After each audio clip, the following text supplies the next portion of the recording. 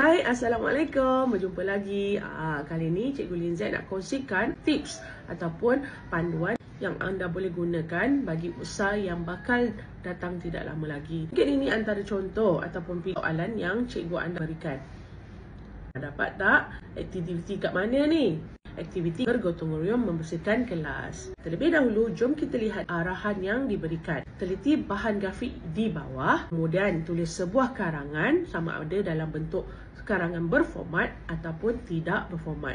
Panjangnya karangan anda ini antara 50 hingga 80 patah perkataan. Mungkin boleh cadangkan tajuk gambar ini, kelas bersih, murid ceria. Untuk lebih mudah, apa kata anda buat karangan jenis tidak berformat ataupun karangan jenis penceritaan. Pertama, mulakan dengan pendahuluan. Pada bahagian pendahuluan, anda boleh nyatakan masa, tempat dan juga namakan aktiviti yang dijalankan. Selain itu, anda boleh letakkan tujuan ataupun objektif aktiviti ini dijalankan. Sebagai contoh, pada hari Sabtu yang lepas, kami murid 5 Farabi ataupun anda boleh nyatakan siapa bekerjasama membersihkan kelas SK Gopeng Taman Gopeng Baru. Tujuan aktiviti ini dilaksanakan adalah anda boleh nyatakanlah mengapa aktiviti ini dijalankan.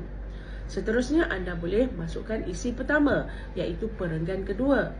Pada bahagian kedua ini ataupun isi yang pertama, anda boleh nyatakan ataupun ceritakan tentang persediaan aktiviti ini. Sebagai contoh, pembahagian tugas mengikut kumpulan. Peralatan disediakan untuk guru dan juga murid. Untuk isi kedua, anda boleh ceritakan pula antara aktiviti yang telah dilaksanakan berdasarkan gambar. Contoh, mengelap tingkap, menyusun meja, menyapu sampah dan sebagainya. Di sini anda perlu nyatakan apa yang anda nampak saja. Ini bagi mengurangkan kesalahan atau isi yang tidak perlu. Bagi isi yang ketiga atau perenggan seterusnya, anda boleh menyatakan tentang suasana semasa aktiviti dijalankan.